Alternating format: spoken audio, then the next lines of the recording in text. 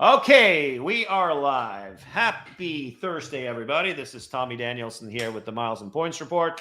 Thank you to all of the over 1,000 new subscribers we've gotten in the last week on YouTube, which is really, really cool that we've seen so many more people being interested in hearing our dribble and all of our reports and things like that. Today we have a special treat. We have the chair of our Loyalty Summit, which is the world's most awesome loyalty conference for business to business. David Feldman with us, and welcome, David. Thanks for joining us today. Thanks, Tommy. So, how are things in Southern California? Hey, it's winter. It's winter. It's cold. It's like 60 degrees. 50 degrees. That's the same as here. That's kind of It's this one of those things where you see the lawn chair in Orange County when there's like a big storm coming by and the lawn chair is flipped over and it says "We shall rebuild." Is that kind of a winter we have? It's the a lot of people talk shit about California, but hey, what can I tell you? I'm looking at all the reports from across the country this week. It kind of looks like we're doing okay over here, even with only 50 degrees. Exactly. All right, so we've got some minor interesting thing and some pretty interesting things this week for our schedule. So the headline this week, and I saw some reports out there. So the JetBlue merger, JetBlue and Spirit merger acquisition. So JetBlue was trying to buy Spirit, and it seems like the authorities have decided that that's a no-go. Yeah, look, it's interesting, Tommy. You got to remember, you go back a bit of time. Everybody wanted Spirit on the dance card. Frontier. The whole Frontier wanted to have a go with Spirit, and the whole thing with JetBlue was to sort of thwart the whole Frontier approach as well. So not only do you have the regulatory hurdles, which clearly they weren't able to get across, but there was also the overpaying and everything else as well. So it's a complicated situation. Now, ultimately, the regulator says no. So where do they go from here? That's that's obviously the interesting question going forward. And no, my crystal ball is as good as your crystal ball, but it goes back. You can kind of take a step back and say, well, if you are, a shareholder or an employee of Spirit or vice versa with JetBlue, how do you feel about this not going through? Probably if you're JetBlue or your crew for JetBlue, you're probably pretty happy about this result. Right. Well, I think that neither one of those two airlines are financially doing very well right now. I think that's the understatement of the day. So I wouldn't call it a match made in heaven also because the products that they have is completely different. I think that Frontier and Spirit has a lot in common. But JetBlue and Spirit not so much. Yeah, look, and you can almost say, I've seen some speculation about, okay, well, does Spirit and Frontier go back to talking to each other? The reality is the regulator's probably going to find just as many potential problems with Frontier and Spirit getting together than they did Spirit and JetBlue. So I'm not sure that's really a live, feasible discussion for anybody going forward. There's obviously smarter people than you and I having these discussions and deliberations as we speak. But, look, who knows what's going to happen? That's the truth of the matter, right? Before all this talk, started, there wasn't any talk that any of these airlines weren't viable to continue as they are. Now, obviously, part of the discussion today is, hey, is Spirit a viable contender to just continue as it is? What about JetBlue? Look, are those legitimate? Are those panic discussions? Time will tell. Yeah, I think they're looking at the financials. So Spirit was doing fairly well and was definitely a contender to stand on its own 2 feet before the pandemic. It has been the last year and a half has been kind of worrisome, and it's worrisome that we saw last year when we saw a lot of the summer of 2023, we saw a lot of crazy travel and a lot of crazy pricing happening over the summer. And Spirit was able to lose in the third quarter of the year. We saw the report coming out for through September, and they lost $40 million. Yeah, and look, you could also argue that for both of these airlines that their focus has been a little distracted as they've been working towards what they thought was a fait accompli with this merger. So whether getting back to focusing on the core business is what they need to do. I mean, we'll see what happens, but I think all the options are being actively considered by those that are in the power of decision making. Right. Well, it's worth noting that the airlines that have struggled are the one, Spirit is obviously the one that has the weakest or /no frequent flyer program to lean on. And I think that it's safe to say that if we were to take Advantage away to the level that Spirit's loyalty program is, I think Advantage American would also have lost money last year. Yeah, I mean, there's no question about that. I mean, the legacy majors have, they have the scale and they have the critical mass and the sheer volume and momentum they have with their programs, and the number of zeros that come in terms of revenue that they bring in from their co-brand relationships. I mean, as we know, that all three of the majors could be as anti-customer as they try to be, and they're still going to, the momentum is so strong, they're still going to move forward. They're not going to collapse overnight. But in hindsight, yes, would JetBlue and Spirit be in stronger positions had they invested more aggressively in years past in growing their frequent flyer programs? Maybe. But Advantage and Sky Miles and Mileage Plus are there where they are today from, decades worth of growth. Yeah, I think it's not just that. It's also when your business model is based on fares that are dirt low and ancillary is critical to how you make money, and those status levels that you have that are available with their competitors. They give you the bags, they give you the seats, and all those things that Spirit needs to make money from. They don't have the same path of giving away all of that stuff, so it's just not as viable as it is with another product. What do we think it would happen next? The speculation today is that first of all, mega mergers in the U.S. has been a thing, and rarely is it good for the consumer. Is that a good statement, or do we not agree on that? No, look, it's probably true, and I think that's where the regulators, put their foot down this time. Now you could, there's going to be plenty of people that are going to argue they should have drawn the line, previously, perhaps, between US Air and American, but then they'd argue that, okay, well, what about the major legacies that went before them? At some point, or Alaska, Virgin America, at some point, the line in the sand gets drawn, and this is where we are. Yeah, it's the market. It's like in Europe we have 30 plus airlines. In the US we really have like 9, right? So it's the thing, and it also drove the prices up in the US in the last couple of years a lot more than we saw in the rest of the world. But it'll be interesting to see what happens with that. The next thing I wanted to talk to you about, it's about our buddy Julian Keel. You met Julian a couple of times, yes, right? Julian used to write for the Points Guy. He is a cool guy. I like him a lot, and it's been quiet for him for a while, and he's been working on a project. Everybody's working on project, and here we are, you and I sucking our thumbs and not making any money, and while guys are doing IPOs. And what we've seen, there's a lot of programs out there like Point Me or Award Logic and things like that are helping you to search for award availability. But it's like, I'm not doing cartwheels over either one of those two. Point Me is like, it's been hyped up with all of the bloggers. It's friends of ours that run it, and they've raised a ton of money, and they're working their thing.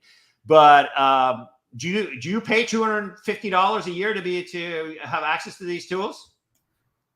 Absolutely not. I don't. But that said, there's a market for it, and there's certainly in the past I've certainly used various premium tools for certain purposes.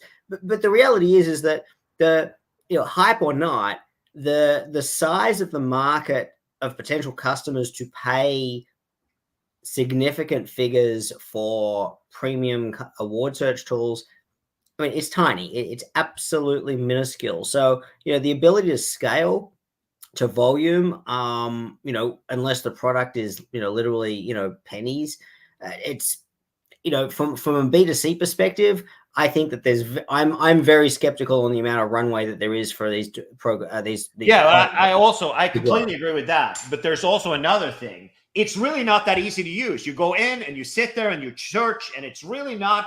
It's still a pain in the ass. The other thing is, it takes the time to do. I think the other thing, Tommy, is, and we've seen this in the past with various tools and all the rest of it.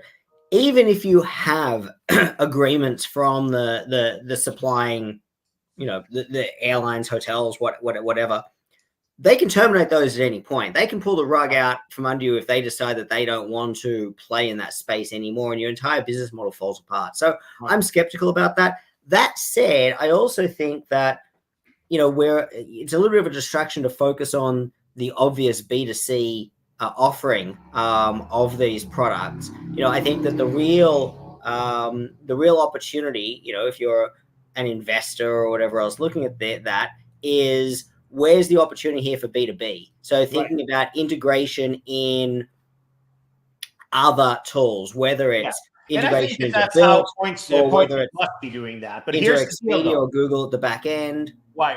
And we were talking about Google. So look at this. So I wanted to show you guys kind of what we've seen today. What has Julian been up to? And this is a different thing. It's literally in Google Flights. So this is my Google Flights. And it came out of beta today. And I noticed it today on LinkedIn that he was doing it. It's a Google extensions, meaning that you go to their Points Path website, and then you get the extension comes via email after a couple of seconds, and then you can pull the extension in. And here's what it does. So if I were to go to visit you, for example, actually you're complicated. If I were to go to San Diego, and where there are a lot of nonstop flights, and I pick a random date here. What it does then, this is how you look for airfare, right? But guess what? Look at that extra column here. Look at the extra column that's over here.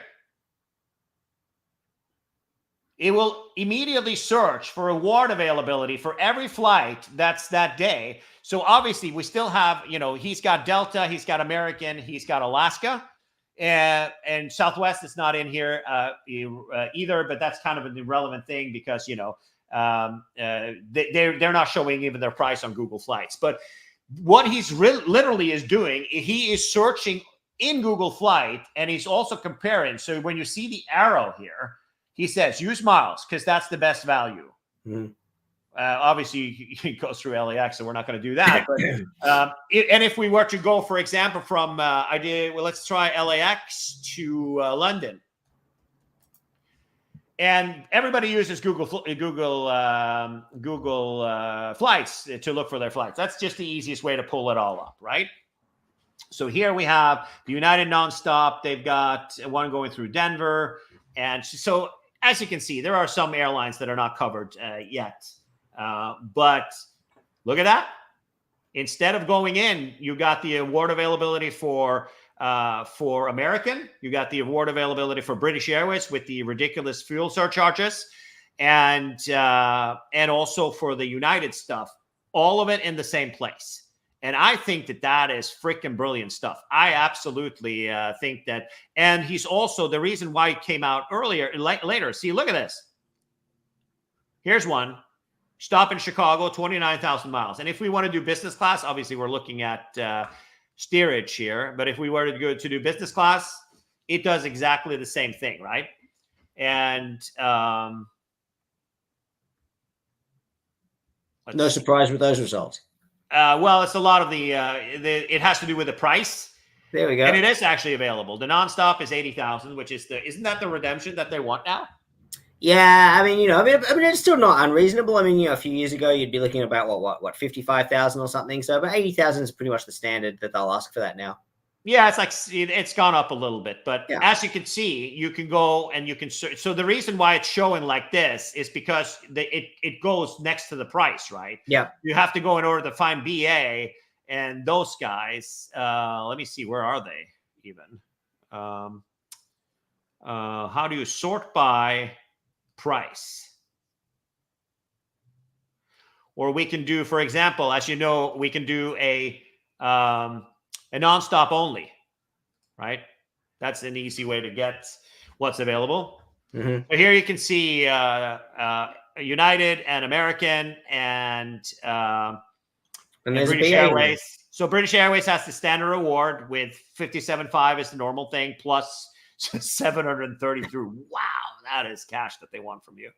And for that day, Virgin is obviously, I don't know what this is about. Virgin, that must be with Delta. Yeah. So I guess they don't have the deal with Virgin just yet because it's showing Delta miles right there, right? But I think that what's missing is Flying Blue. If they get Flying Blue in here, I see that they haven't had that. This is a solid tool for sure. I think that this is just much easier. You don't have to log on. You don't have to do any of that stuff. You don't have to make search after search and all that kind of stuff. You can just also that you can compare, meaning that I buy a lot of one ways and you can see if it's actually worth it or not, right? Wow. So wait a minute. So, this is business class, of course. Yeah. So 100,000 miles on United. Is this ANA or is it United that leaves in the morning? Oh, it's United. So that's that's not cool. So this must be, so United has 2 daily out of, wow, that's kind of crazy. And I think that it's also not showing partnerships with some of these airlines just yet. But I'm sure this is a beta version of it. And if you were to go to, for example, from London to intra Europe or intra wherever, I don't know if they have Qantas. Let's try for you to head back home to your roots there. And see what they have got going on with that. And also this is free, and he's going to keep it free. So why on earth? This is like a million times better than any of the tools that are out there that charges $200 a year. Of course, this is Australia. So is it really 250,000? Is that how much it costs to do a redemption? That can't be right. That must be a super peak award, right? Which one? Which amount? 250,000 miles one way. Yeah. There's like no saver awards, across the Pacific right now. Not to Australia. I mean, And you can also do premium, and then you can do cheap. So this is every class is here. Qantas doesn't show availability. Don't they have that available? Don't they usually? Yeah, I'm going to guess that they just probably don't have a pipe in there yet. There should probably be for economy. There should be availability generally. Right. I mean, it depends on the date, but generally speaking, I'm going to say there's going to be availability on Qantas. Yeah. So I'm going to say, well done, Julian. I am super impressed, and that says a lot. I am not. This is cool, and it's free, and I totally recommend it. And here's the website. It's pointspath.com. It's where you can download the free. And also people who are like, oh, I don't want to have an extension on my browser. It's sure, but this is a good example. This is a good example of what we're talking about, and that is that your premium award product, search product, is only as valuable as the next person that comes along and does it for free or better. So and with a better integration. And right, I think that it's great to see a lot of work and innovation on this front. I know that some hardcore mileage junkies lament the old days where you actually had to be an expert and have some skill to be able to go and find these things. So therefore, finders keepers, but the majority of people found it too hard to be able to find awards. Right. Look, I think this is better. It makes everybody's task easier, and ultimately, if people are upset at the airlines for not having enough award inventory, there is a tipping point where the airlines have to actually start coughing up more. We're seeing a lot of that. Qantas is under fire a lot with that right now, and they've been forced to, and same with BA, they've been forced to increase inventory. Right. Yeah, no, I honestly think that this checks all the boxes for me, to be honest with you. This is by far the easiest and the best tool there is, even if it's not available for all channels just yet. But it's for us that know a little bit more. Like, for example, if you see that it's available on United and also, for example, on or Canada or whatever, it'll show up. It most likely is available at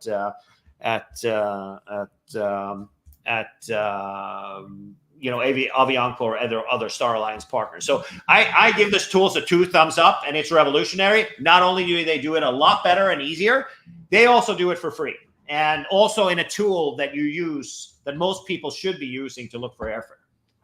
Is that fair enough? Yeah, I 100% agree. All right, cool. So that's the point. What were they called again? What are we called? Points Path. Yes, pointspath.com. Go check it out. Download it for free before they start charging money. Quick hits here. Alaska Airlines. Ben is reporting today that Alaska has a sale where you can purchase your miles. Have you ever bought any Alaska miles? Not for a very long time, but when they're on sale, that's a good deal. 60% is so what he does, he tracks them, right? 50-60%. So it feels like this is it's now the 18th until the 24th. They're for sale for 60% off. If you have you only should buy miles. I think that the advice is you should only buy miles and points if you have a specific plan in front of you where you're a few miles short or for an award, or if you have a specific award that's available that you want to redeem for, that's good value. Do you think that's a fair assessment? Yeah, definitely. Yeah, unless you have a reason for it, then there's absolutely no point just buying them to hold on to them. Cool. Good times. All right. Next thing. What is that? It is American Airlines are offering award tickets for only $5,000 per one way. So they are on select flights and the 14-day advance purchase, and looks like what's showing up here is Milwaukee to Phoenix, DFW to JFK, $7,000. So they're having some, low season. We're in the lowest of low seasons right now, so it's good to pump out some good awards. Yeah, look, this is no different to what we've seen, regular occasions in the past every year, and that is that there are going to be discounted routes and flights and times that you can, pick up award seats for very, very few miles. But the problem is you'll also find that these flights, if you're paying cash, are probably dirt cheap as well. Right. Exactly. All right. Moving on to status. Did you lose any status this year? Most likely. I haven't really thought about it a lot because I don't care about it anywhere near as much as I used to. Looks like United doesn't have a formal published program to support status extensions. There's plenty of customer reports that a call or an email has gotten status extended for customers that didn't re-earn it during 2023. They're about to see their status drop on February 1st. If you're in that boat, you might reach out to MileagePlus too. Whoa, they're going to get some calls now. Woo. Yeah, look, I think United has always been pretty good in terms of accommodating legitimate requests from members in terms of whether it's extensions or some form of accommodation or what have you. I mean, they're not gonna do this for you on a yearly basis. They had a bit of a mixed approach coming out of COVID, where actually there were a lot of 1Ks in some areas, particularly Asia Pacific, for example, that were just automatically granted an extra extension, and then there were a ton that weren't. There was a little bit of no rhyme or reason necessarily with who got an extra extension there and who didn't. We've then had a bit of a normal year status-wise, and I think we're sort of settling into a new equilibrium where, if you have a legitimate reason, parental leave, for example, is a good example. United's probably going to at least consider your request. At the same time, this isn't a shortcut to just, parentally extend it, without actually, any real flying activity. It's just like the status match. Officially, they don't match as far as Premier 1K. The reality is if you're top status with American or Delta, they'll definitely consider it. Right. Yeah, I think that I was not aware of this at all. I've never heard of it. I know that, some of the airlines has a set thing, but, the problem is that probably some people are going to take advantage of this thing. But again, if you are a flyer that earned status through the pandemic and you are kind of a low spender, they're probably going to look at that as well. If you haven't qualified and you got because didn't we get last year? I don't care because I'm lifetime, so I don't worry about it anymore. But wasn't it something where we got? I think I got like 2,000 PQMs or the Premier qualifying whatever it is. No, it's called PQPs in the beginning of the year last year as a start. I think there was still a head start beginning of last year. Yeah. So instead of doing that, you can actually give them a call and see or you can do something like that and see if they want to extend it for you. And speaking of, last but not least today, I heard that I'm not on the Twitter anymore. I decided not to go on the Twitter.